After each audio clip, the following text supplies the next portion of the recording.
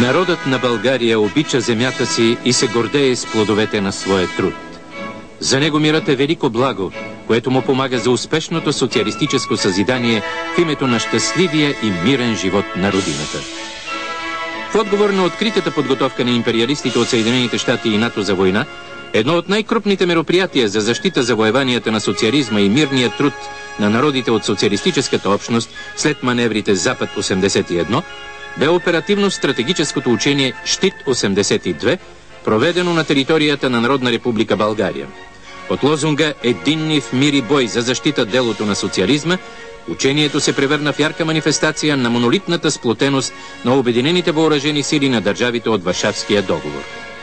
Решаващо значение за учението имаха решенията на Политбюро и секретарята на Централния комитет на Българската комунистическа партия и личните указания на генералния секретар на Централния комитет на партията и председател на Държавния съвет на Народна република България Тодор Живков, които превърнаха подготовката на учението в задача на цялата партия и държава.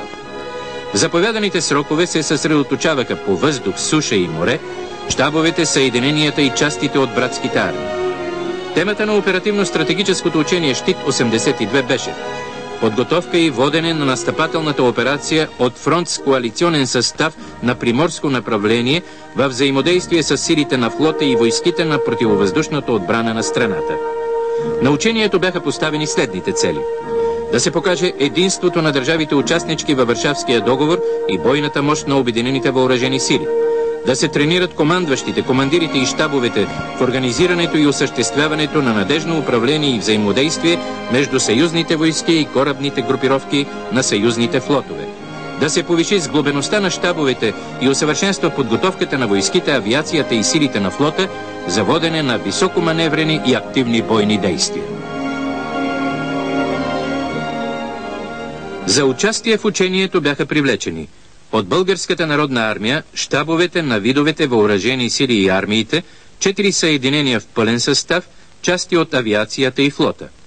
От въоръжените сили на Съветския съюз, един щаб на армия с една мотострелкова дивизия, въздушно-десантна дивизия, десантно-штурмова бригада, Черноморския флот и съединения и части от военно-въздушните сили и военно-транспортната авиация.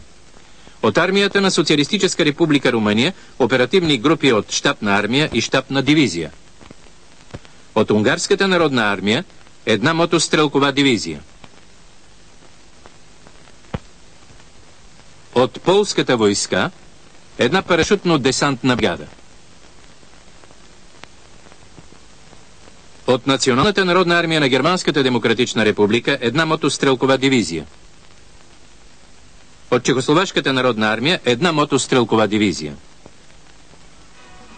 Учението Щит 82 се проведе от 25 до 30 септември 1982 година в източна България и западната част от акваторията на Черно море.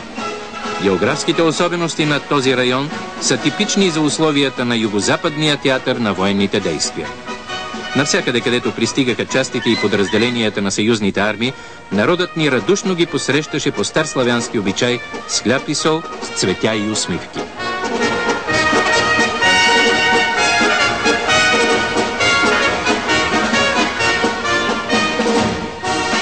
В учението Щит 82 взеха участие около 60 000 души, 16 пускови установки, 800 танка, 1100 бронетранспортьора и бойни машини на пехотата, 1000 оръдия и минохвъргачки, 500 самолета и вертолета, 100 кораба и 10 000 транспортни и специални автомобили.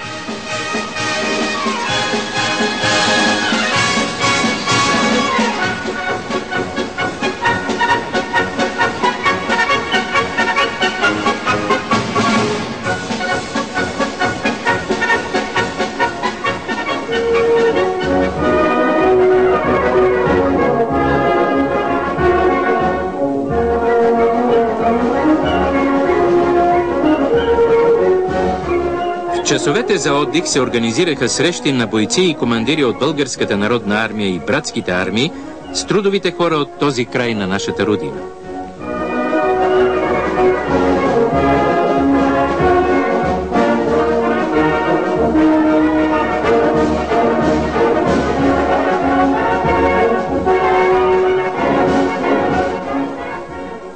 Пристигна главнокомандващият Обединените въоръжени сили на държавите участнички във Варшавския договор, маршалът на Съветския съюз Виктор Куликов, посрещнат от члена на Политбюро на Централния комитет на Българската комунистическа партия и министър на народната отбрана, армейски генерал Добри Джуров.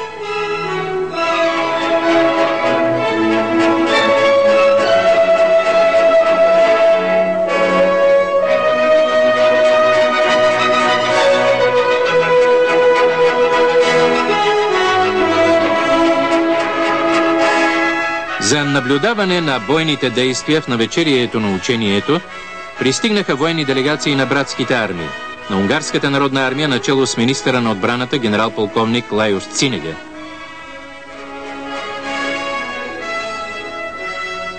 на Националната народна армия на Германската демократична република начело с министъра на националната отбрана армейски генерал Хайнц Хофман,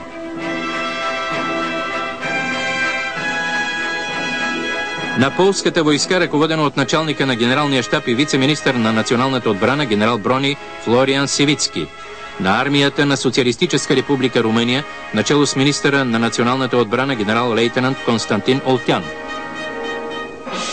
на съветските въоръжени сили, начело с министъра на отбраната на Съветския съюз, маршала на Съветския съюз Дмитрий Устинов.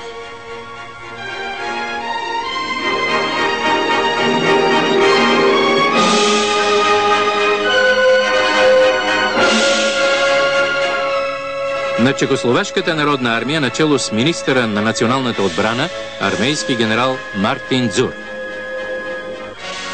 Пристигнаха също военни делегации на Монголската народна армия начело с министъра на народната отбрана генерал-полковник Жарантан Афхия, на революционните въоръжени сили на Република Куба, ръководено от първия заместник министър на отбраната дивизионния генерал Сенен Касас Регейро, на Виетнамската народна армия, ръководена от заместник министъра на отбраната генерал-полковник Ле Чонг Тан. Ръководството на учението беше възложено на члена на Политбюро на Централния комитет на Българската комунистическа партия и министър на народната отбрана армейски генерал Добри Джуров и на главнокомандващия Обединените въоръжени сили на държавите участнички във Варшавския договор маршала на Съветския съюз Виктор Куликов. За началник щаб на ръководството беше назначен първият заместник министър на народната отбрана и началник на генералния щаб на Българската народна армия генерал-полковник Атанас Семерджиев.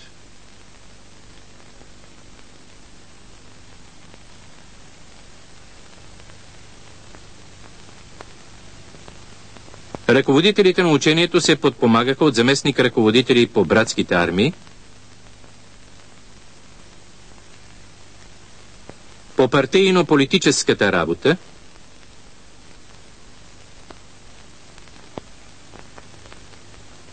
по видовете въоръжени сили, по тиловото и по специално техническото осигуряване. За координиране на работата по подготовката на реалните действия на войските, особено полезно се оказа назначаването на опитни генерали за началници на участъци. По опита на учението Братство по оръжие 80 беше създаден обединен прес-център с представители на средствата за масова информация от всички страни, членки на Варшавския договор.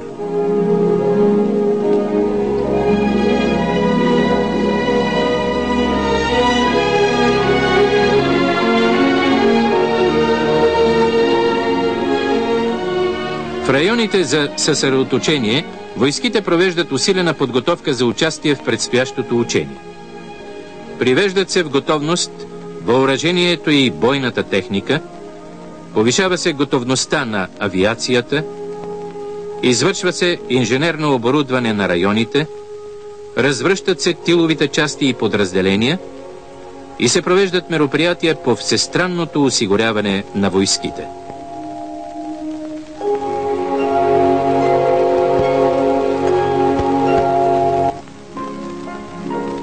Началник щабът на ръководството генерал-полковник Атанас Семерджиев запознава военните делегации с замисъла и плана за провеждане на оперативно-стратегическото учение Щит 82.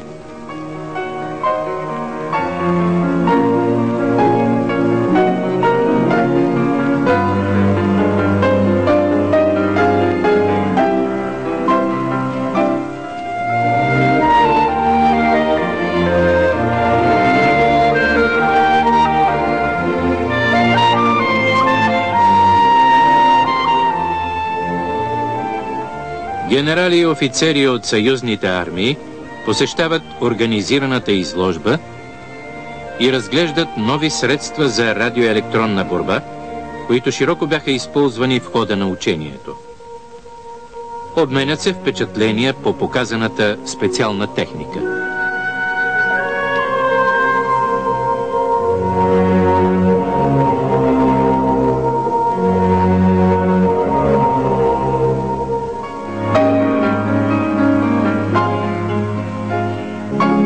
Щабът на ръководството, в който са включени генерали и офицери от всички съюзни армии, продължава своята работа по организирането и осигуряването на учението. Тя обхваща широк комплекс от мероприятия, изпълнението на които изисква голямо напрежение на силите от целия личен състав на ръководството.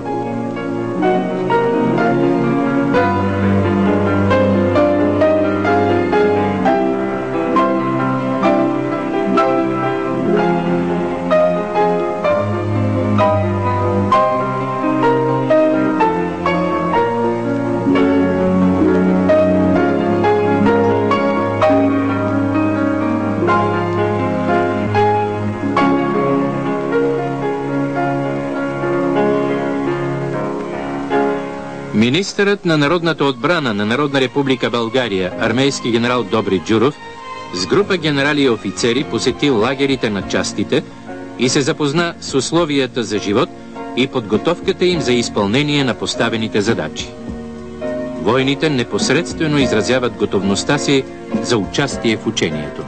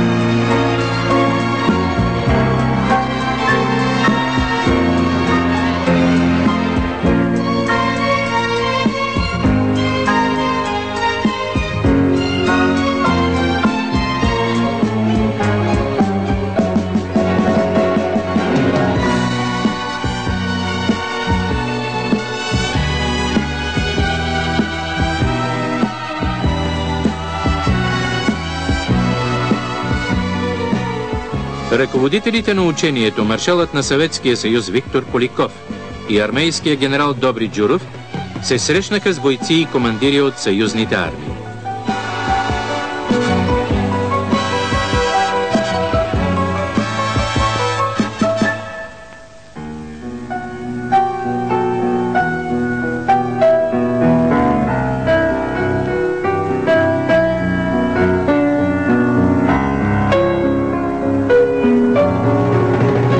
Под ръководството на заместник ръководителя на учението по партийно-политическата работа, генерал-полковник Кирил Косев, в щабовете, частите и подразделенията се разгърна разностранна и целенасочена партийно-политическа дейност за мобилизиране на личния състав при изпълнението на поставените му задачи и за укрепване на интернационалната дружба между братските армии.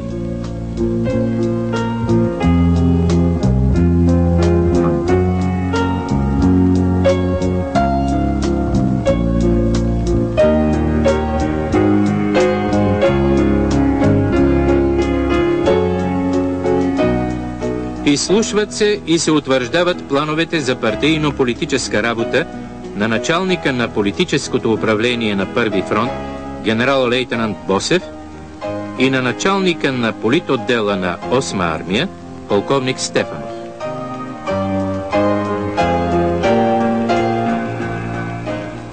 За осигуряване условия за реалното провеждане на бойните действия на войските, в изходната обстановка беше установена условна държавна граница между Народна република България и Турция на рубежа Девин, Пазарджик, Панагюрище, Дряново, Преслав, Георги Трайков. Противникът, група армии Юго-Изток, използвайки внезапността и временното превъзходство в сили и средства, нахлува на територията на Народна република България и към края на 5-тия ден от войната настъплението му е спряно на рубежа Перник, София, Угърчин, Свищов, Русе, Разград, Толбухин, Варна, на който преминава към отбрана. Първи фронт е спрял настъплението на групата армии Юго-Изток на указания рубеж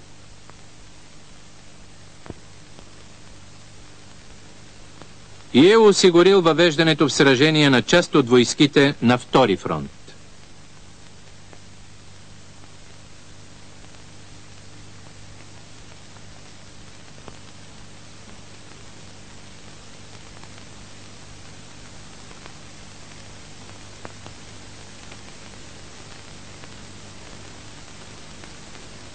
Войските на първи фронт извършват прегрупиране, създават ударни групировки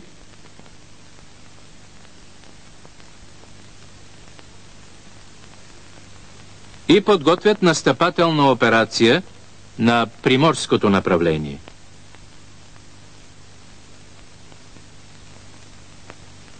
А на втори фронт на софийското направление. Оперативно-стратегическото учение Щит 82 се проведе в два етапа. През първия етап от 25 до 27 септември се извърши подготовката на настъпателните операции и бойните действия.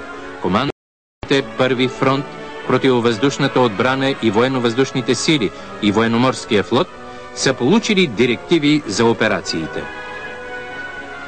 Дейността на обучаемите през този етап се изрази в изучаване на директивите, изработване на решения, поставяне задачите на войските, планиране на операциите и бойните действия и провеждане на всестранна подготовка за изпълнение на поставените им задачи.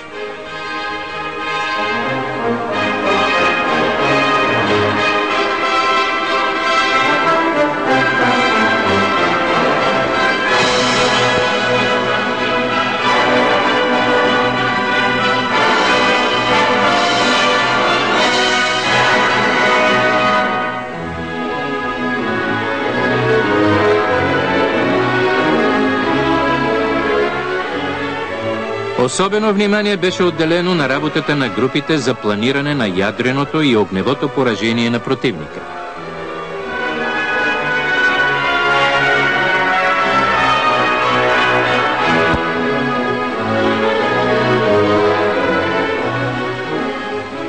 Началник щабът на първи фронт докладва на командващия резултатите от работата на групата.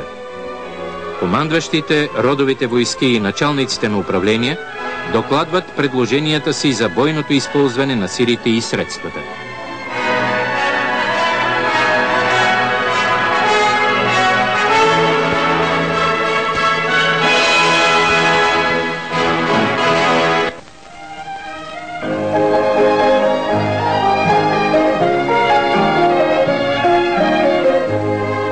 Щабовете широко използваха електронно-изчислителните машини за изготвяне на оперативно-тактически и тилови разчети.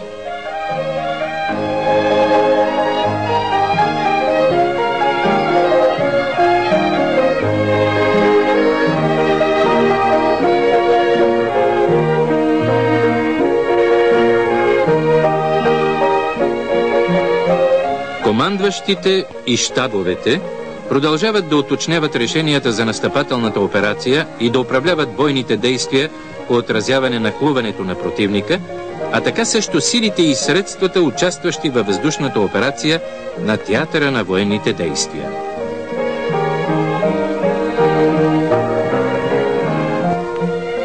По време на учението беше приложен паралелният метод за вземане на решение.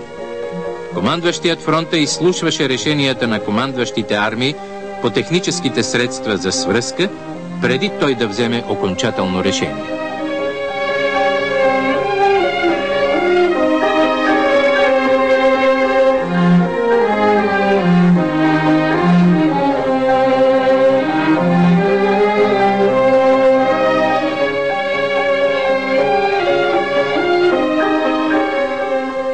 Решенията, взети по карта, се уточняваха на местността. Опитът от учебната практика през последните години показа, че при подготовката на операциите и бойните действия, работата на командващите и командирите на местността и на макет има изключително важно значение. Работата на местността се провежда последователно в армиите,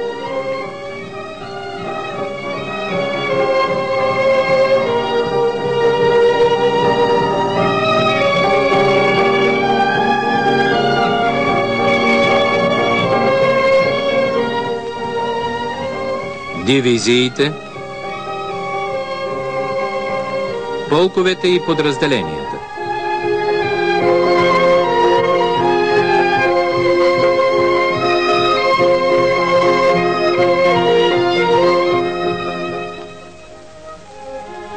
Продължава уточняването на плановете на операциите и бойните действия.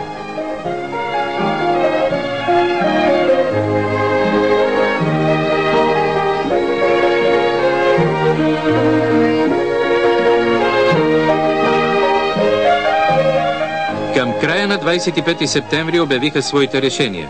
Командващият първи фронт генерал-полковник Добрев, командващият противовъздушната отбрана на страната генерал-лейтенант Желязков, командващия военноморския флот на Народна република България адмирал Янакиев и командващите армиите.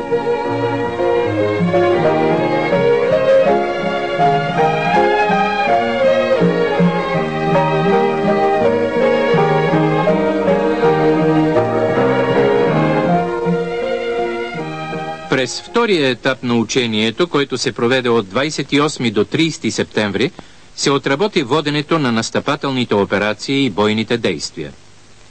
В съответствие с поставената задача, командващият първи фронт реши: фронтът в състав 4-та, 6-та, 8-та и 35-та армии да подготви и проведе настъпателна операция на Босфоро-Дарданелското направление, нанасяйки главен удар с силите на 8-та и 35-та армии в направление Тервел, Карнобат, Люлебургас.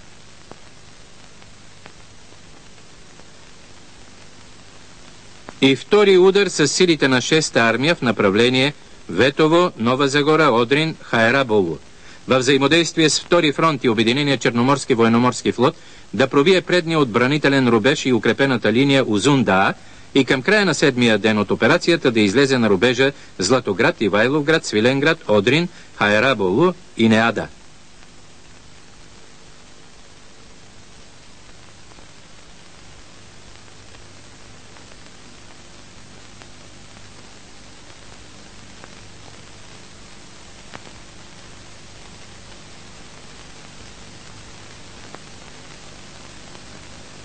Впоследствие да развие настъплението, от движение да форсира проливите Босфор и Дарданели и провеждайки въздушно-морска десантна операция на Измитския полуостров, до 14-15 ден на операцията да излезе на рубежа Едремит, Балък-Есир, Бозуюк, Акчакоджа, в готовност да осигури въвеждането в сражение на трети фронт на Анкарското направление.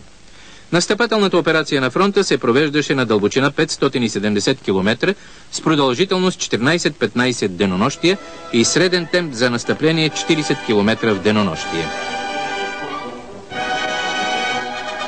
Към началото на бойните действия в района на учението, сърдечно посрещнат от министъра на народната отбрана армейски генерал Добри Джуров, пристигна генералният секретар на Централния комитет на Българската комунистическа партия и председател на Държавния съвет на Народна република България Тодор Живков, съпроводен от членове на Политбюро и секретари на Централния комитет на партията.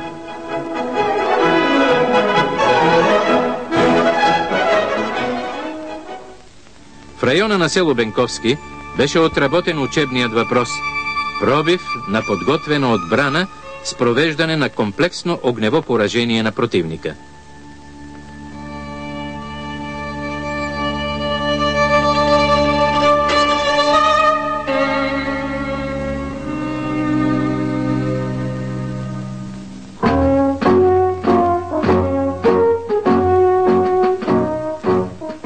командващите армии и командирите на дивизии докладват своите решения за пробив на предния отбранителен рубеж.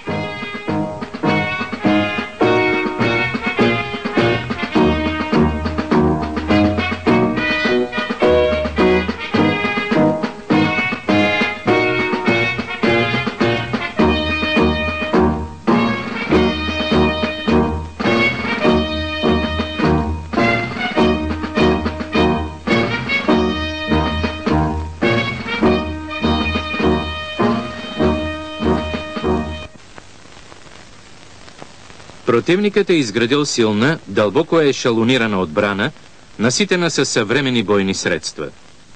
Нейното преодоляване изисква провеждането на комплексно огнево поражение и нанасенето на стремителен удар от войските на фронта за разгром на противостоящите групировки на противника.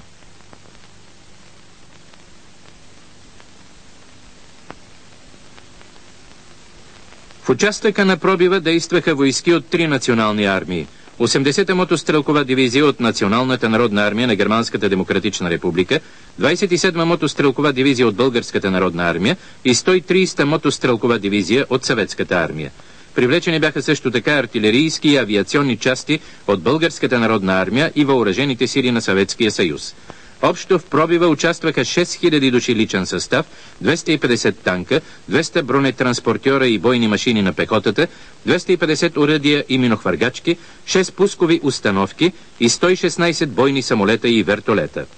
Комплексното огнево поражение на противника се проведе реално на участък с широчина 2 км и дълбочина 14-15 км с плътност 150 средно разчетни огневи единици. То беше осъществено в 4 периода.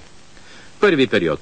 Огнево осигуряване изнасянето на войските с продължителност 27 минути, през който ракетните войски унищожиха зенитно-ракетната батарея ХОК. Далекобойната артилерия подави артилерийските дивизиони за непосредствена поддръжка. Авиацията нанесе удари по артилерията на противника в дълбочина.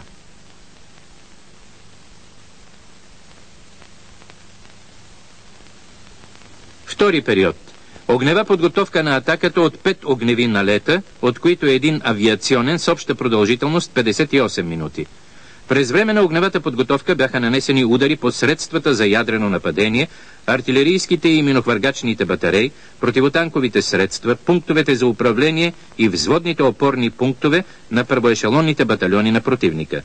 Беше проведена и лъжлива поддръжка на атаката с продължителност 4 минути.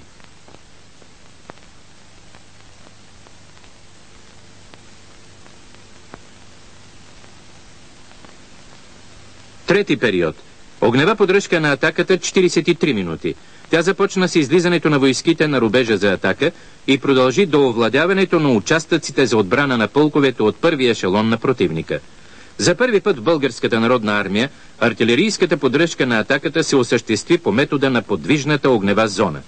Тя се проведе на дълбочина на районите за отбрана на първоешелонните батальони на противника с последователно пренасяне на огъня на 12 рубежа. В нея участваха 5 дивизионни и полкови артилерийски групи, чиято артилерия бе разпределена на 4 групи, водещи едновременно огън по 4 рубежа. Между районите за отбрана на батальоните от първия и втория ешелон на противника, поддръжката на атаката се осъществи по метода на единично последователно съсредоточаване на огъня, а по районите за отбрана на второешелонните батальони по метода на двойно последователно съсредоточаване на огъня. Четвъртият период. Огневото съпровождане на настъплението в дълбочина се изпълни с отделни съсредоточени и масирани огньове.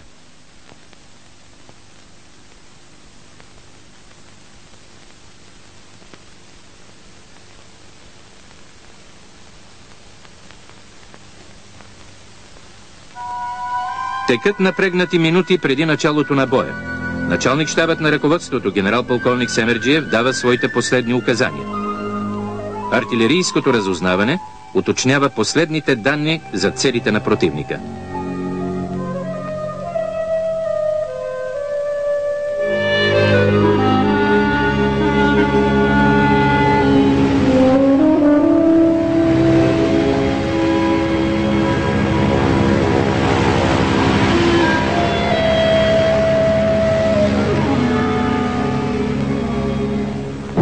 ракетни самолети Рейс и разузнавателна авиация на северните водят непрекъснато разузнаване за отбраната на противника и уточняват координатите на определените обекти за поражение.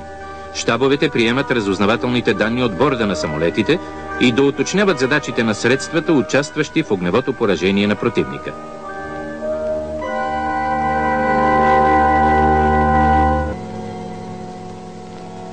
Командващият първи фронт, генерал-полковник Добрев, дава сигнал за началото на настъплението.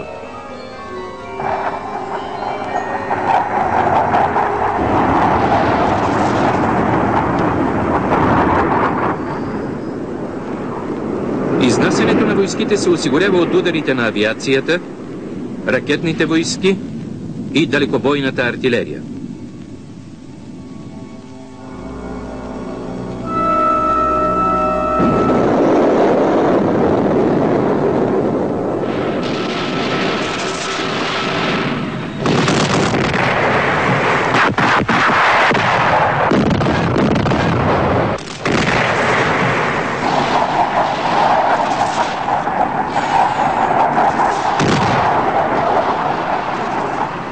Танкови и мотострелкови подразделения провеждат лъжлива атака с цел да заставят противника да излезе от укритията и да понесе допълнителни загуби от следващия огневи налет на артилерията.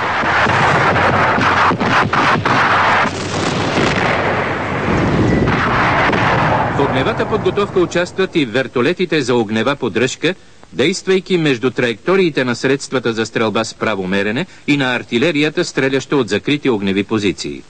По този начин се осигуряваше воденето на трислоен огън по отбраняващия се противник.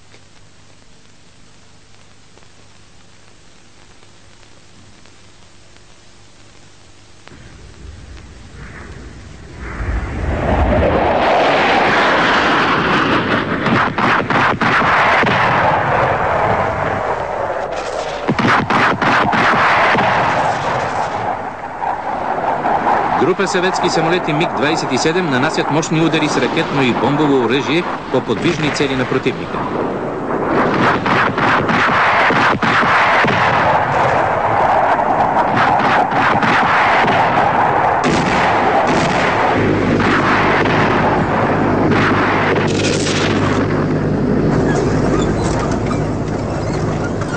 Танковите и мотострелковите полкове от първия ешелон, движейки се с максимална скорост, излизат на рубежа за развръщане във взводни колони.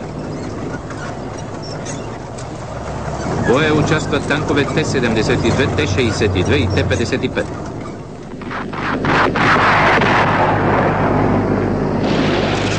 Частите преминават в атака в единен брониран боен ред на танковете, бойните машини на пехотата и бронетранспортьорите, без спешаване на мотострелковите подразделения. Артилерията преминава към огнева поддръжка на атаката по метода на подвижната огнева зона.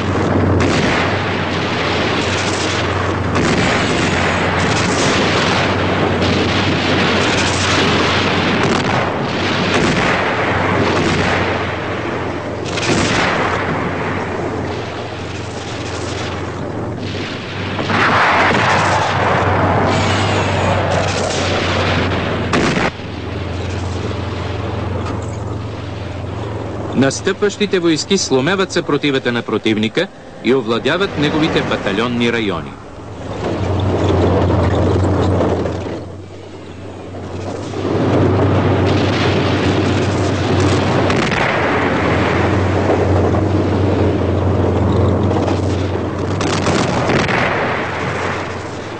Съединенията от първия ешелон на 8 и 35-та армии, настъпващи на направлението на главния удар на фронта, завършват пробива на предния отбранителен рубеж на противника и стремително продължават настъплението в дълбочина към Вълчи дол.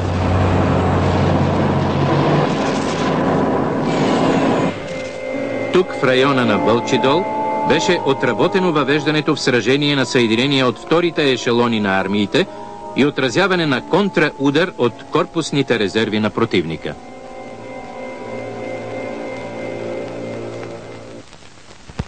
След пробива на предния отбранителен рубеж на противника, за нарастване силата на удара и темпа за настъпление, командващите 8 и 35-та армии решиха да въведат в сражение по едно съединение от вторите ешелони на армиите, 60-та мотострелкова дивизия от Унгарската народна армия и 90-та мотострелкова дивизия от Чехословашката народна армия, във взаимодействие с оперативно-тактически въздушен десант, първа парашютно-десантна бригада от полската войска, да разгромят противника на междинния отбранителен рубеж и изпълнят поставените задачи.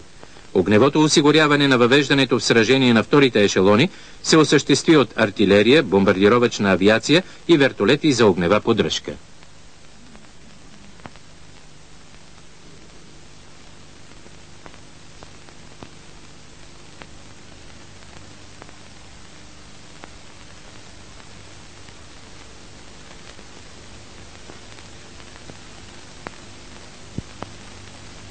Едновременно с воденето на упорити бойни действия за удържане на междинния отбранителен рубеж, южните проведоха контраудар с корпусните резерви, втора бронетанкова бригада, с цел да възстановят целостта на отбраната.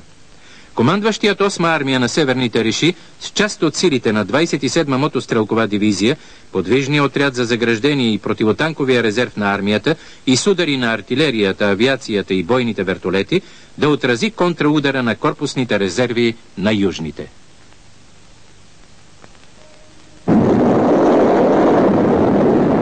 Въвеждането на вторите ешелони в сражение се предшества от провеждането на въздушно разузнаване с авиацията и безпилотните самолети Рейс.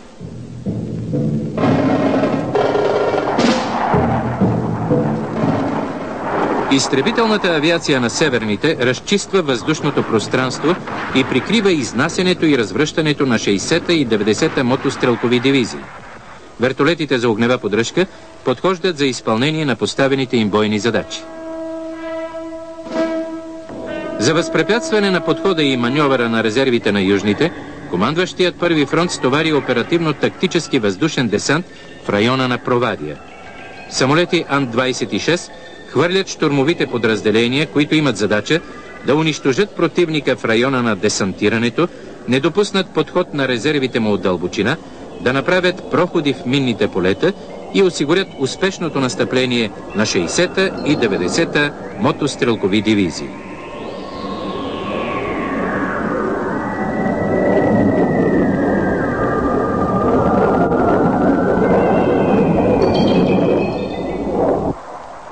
Авиацията нанася удари в дълбочина, а артилерията поразява ротните опорни пунктове от първа линия, артилерийските и минопъргачните батареи, зенитните средства и пунктовете за управление на южните.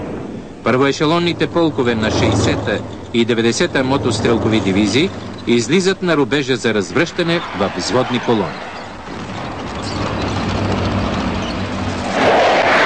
Самолети от бомбардировъчната авиация и изтребително-бомбардировъчната авиация от въоръжените сили на Съветския съюз извършват прицелно бомбомятане по пехотен батальон на противника.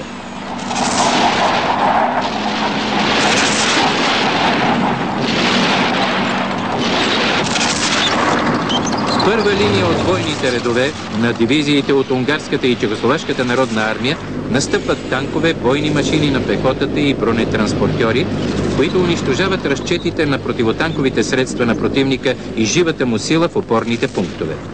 Във втора линия се движат средствата на войсковата противовъздушна отбрана. Самоходната артилерия заема огневи позиции за поддържане настъплението на батальоните от първия ешелон. Изнасят се и пунктовете за управление на батальоните и полкове. Авиацията и артилерията преминават към огнева поддръжка на атаката чрез двойно последователно съсредоточаване на огъня. Танковете, бронетранспортьорите и бойните машини на пехотата атакуват предния край на отбраната на противника, водейки непрекъснат огън.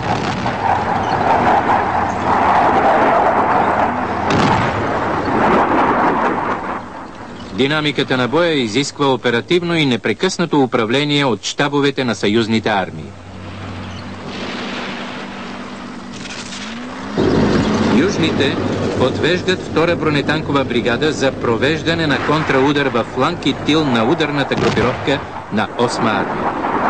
Втора бронетанкова бригада започва контраудар.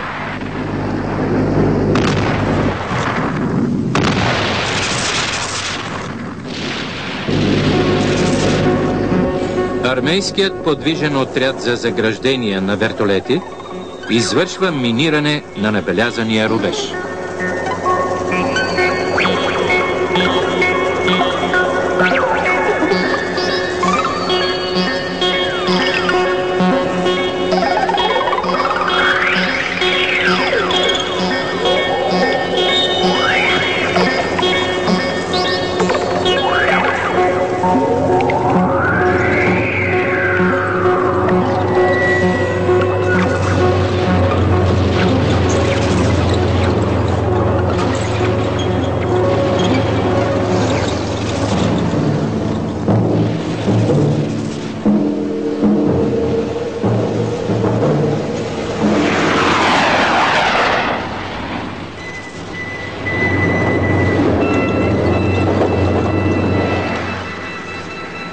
Бързо и организирано се изнасят и развръщат противотанковият резерв и подвижният отряд за заграждения на армията.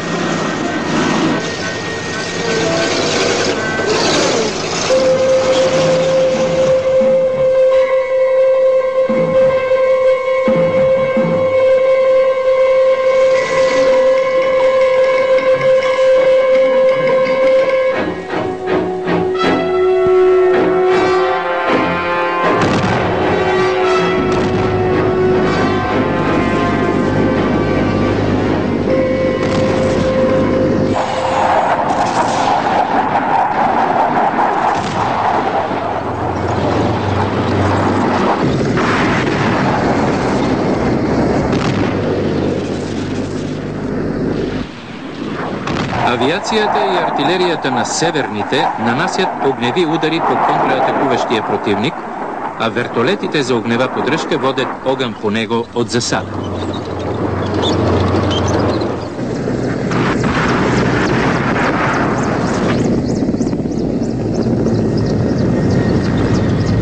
Благодарение на добре организираните бойни действия, 27-ма мотострелкова дивизия с част от силите си отрази контраудара на южните, с което осигури фланга на ударната групировка на 8-ма армия и условия за развитие на настъплението на направлението на главния удар.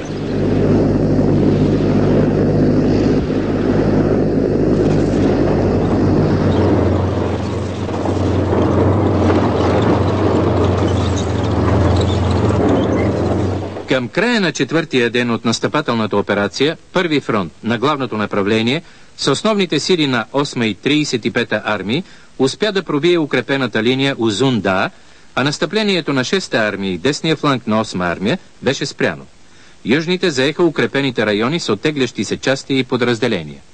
Командващият първи фронт реши с част от силите на 8-ма армия да нанесе удар във фланг и тил на противника, да пробие укрепения район Ново село и съдейства на 6-та армия при настъплението и през старопланинските проходи. Едновременно с това да въведе в сражение оперативната маневрена група на фронта за развитие на успеха на направлението на главния удар.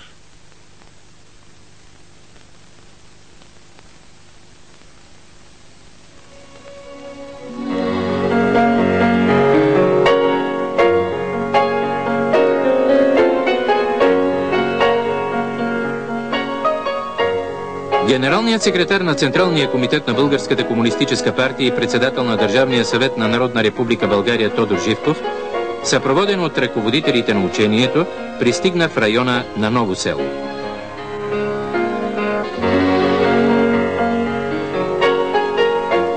Началникът на участък Ново село, генерал-лейтенант Велев, докладва за характеристиките на укрепените райони.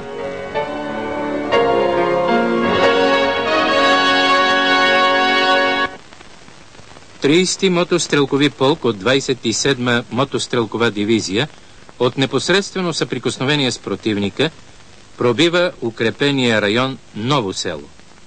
Пробивът се осъществява на тесен участък с масиране на голямо количество огневи средства, по-голяма продължителност на огневата подготовка на атаката, решителни действия на щурмовите групи и отряди при постоянна поддръжка от авиацията и бойните вертолети. Унищожаването на дълговременните огневи съоръжения се извършва по различни способи с участието на максимално количество огневи средства за право мерене.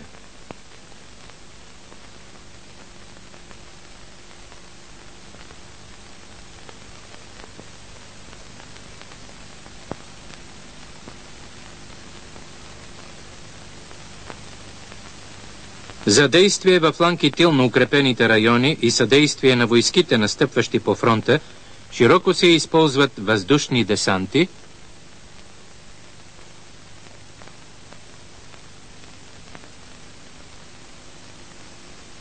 и обхождащи отряди. Те бързо овладяват опорни пунктове в дълбочина, сковават маньовъра на противника и съдействат за успеха на бойните действия на главните сили.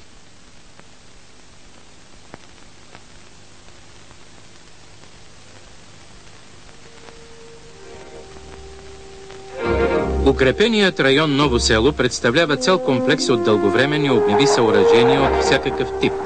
Картечни, орадейни и комбинирани, свързани в единна огнева система, осигуряваща воденето на многослоен огън, а също така щателно оборудвани в инженерно отношение позиции на полевите войски, телени, миновзривни и други инженерни заграждения, обособени в отделни опорни пунктове. Комплексното огнево поражение на противника при пробива на укрепения район започна с огнева подготовка на атаката с продължителност 48 минути, по време на която бяха проведени 5 огневи налета.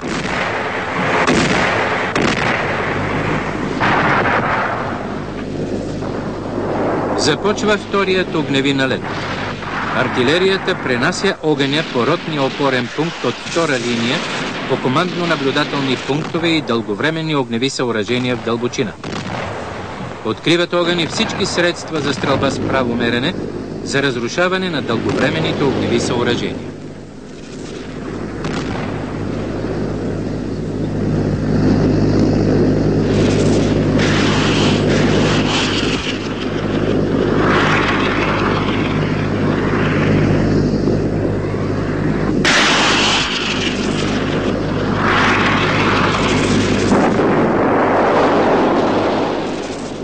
Противникът създава смущение на системите за управление на противотанковите управляеми реактивни снаряди и ги отклонява от целта. Това е нов способ, на който следва да се търси ефективно противодействие.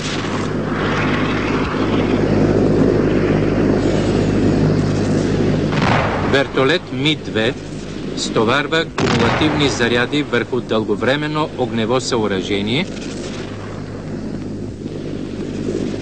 и го взривява. Огневите групи за стрелба с правомерене продължават разрушаването на дълговременните огневи съоръжения. Инженерните подразделения в кратки срокове с тралове и удължени реактивни заряди устройват проходи в заграждението.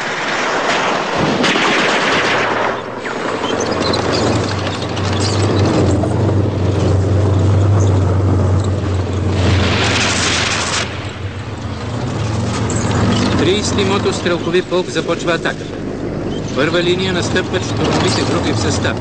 Мотострелкови взвод, танков взвод, отделение сапьори, отделение леки пехотни огнехвъргачни и взвод самоходна артилерия.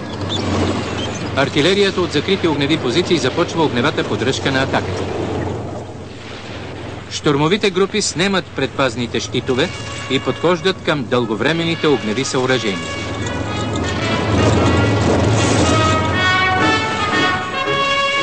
Действията на подгрупите са бързи, точни и резултатни.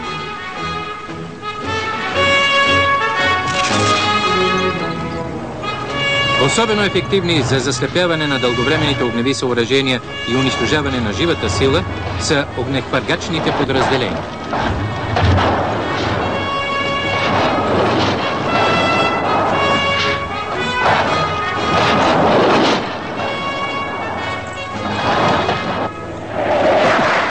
Авиацията на северните нанася удари по опорния пункт в дълбочината. Боят за овладяване на опорните пунктове с участието на щурмовите групи, артилерията и авиацията продължава.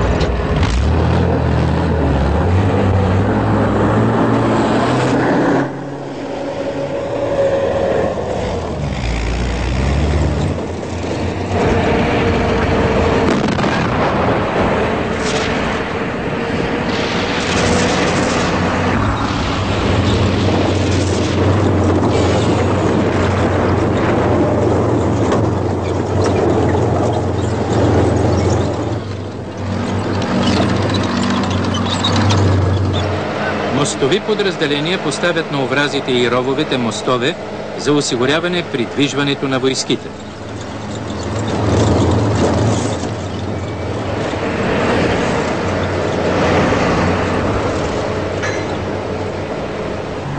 Изнася се за въвеждане в бой вторият ешелон на полка.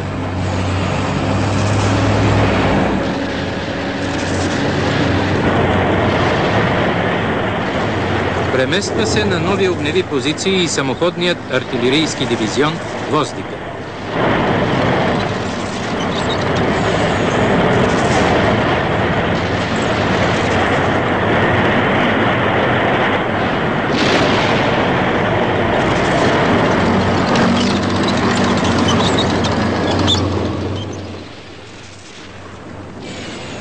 Противникът се стреми да спре настъплението на полка с използване на напалм.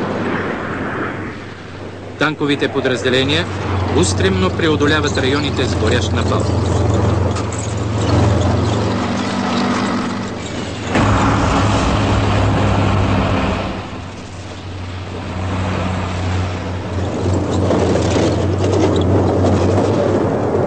Обхождащият отряд стремително се придвижва за излизане в тила на укрепения район и за овладяване във взаимодействие с тактическия въздушен десант на планинския превал в района на местността Карандил.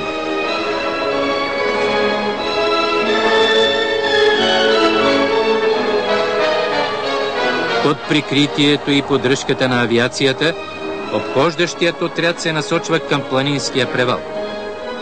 Използването на обхождащи отряди и въздушни десанти е основен способ за действие в планинско-гориста местност.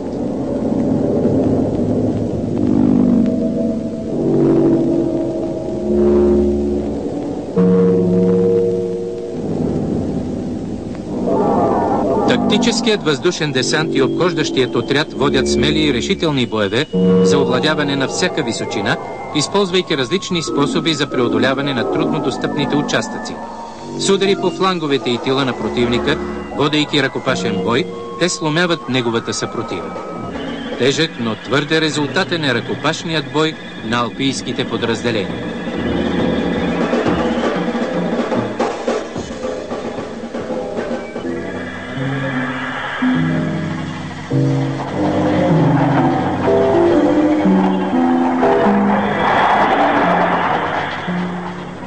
Внезапни и точни са ударите на бойците за обезвреждане на противника.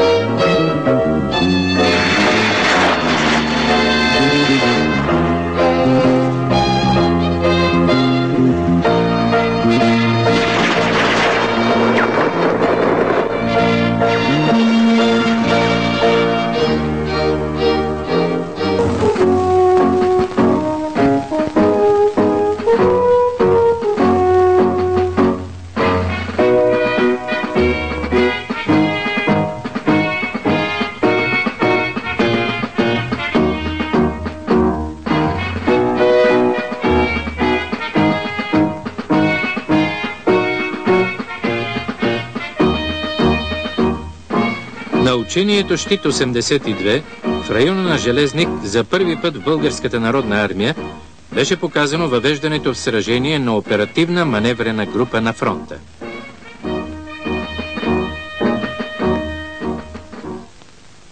Оперативната маневрена група в състав 22-та мотострелкова дивизия и 44-та танкова бригада от Българската народна армия и 110-та десантно-щурмова бригада от Съветската армия е съсредоточена в изходен район.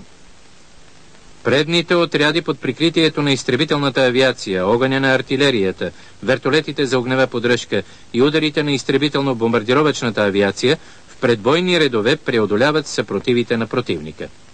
За възпрепятстване подхода на неговите резерви и оказване съдействие на предните отряди, се стоварва въздушният ешелон на оперативната маневрена група 110-та десантно-щурмова бригада.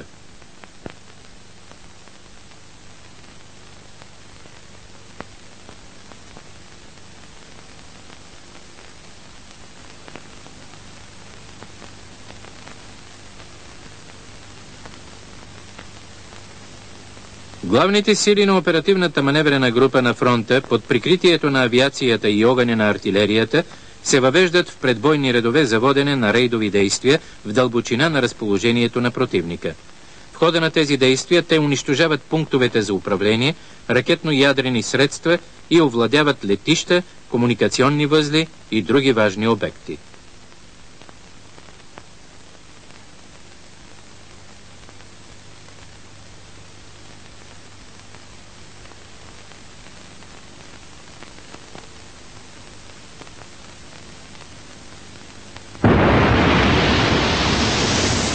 За осигуряване въвеждането на оперативната маневрена група, северните водят активно разузнаване с всички сили и средства. Авиацията и артилерията нанасят огневи удари по огнищата за съпротивление на противника.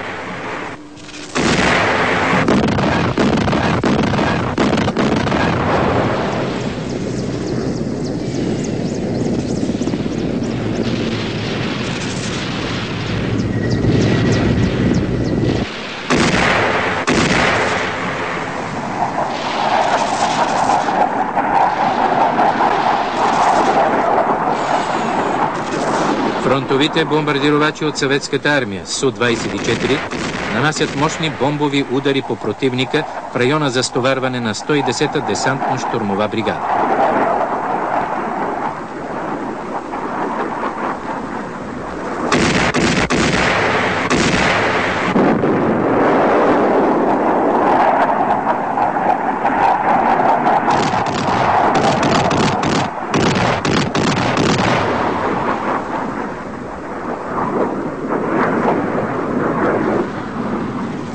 Предните отряди преминават рубежа за развръщане в взводни колони и се престрояват в боен ред.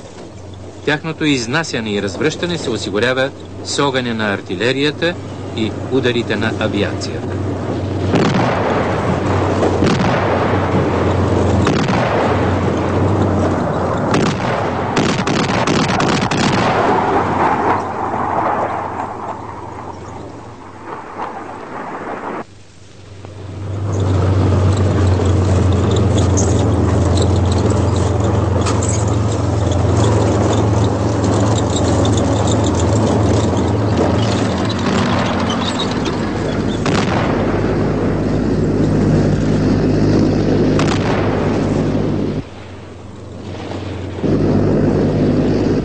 Главните сили на оперативната маневрена група се изнасят в батальонни колони. Бойните вертолети нанасят удари с реактивни снаряди.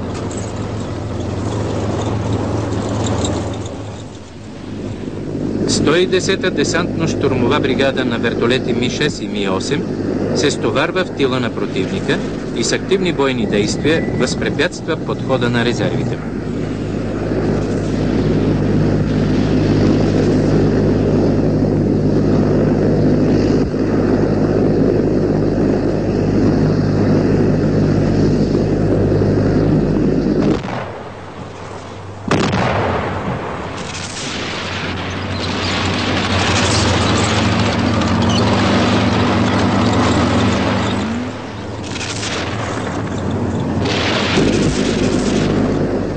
Предните отряди продължават настъплението си и във взаимодействие с десантно-щурмовата бригада унищожават оцелелите противникови съпротиви в дълбочина.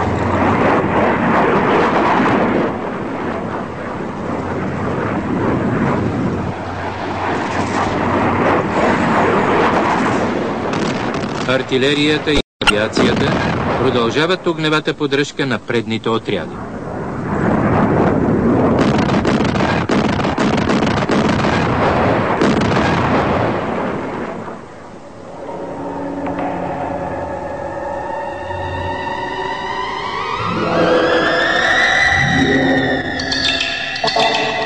Използвайки успеха на предните отряди, главните сили на оперативната маневрена група в ротни колони стремително се въвеждат в създадения бреж.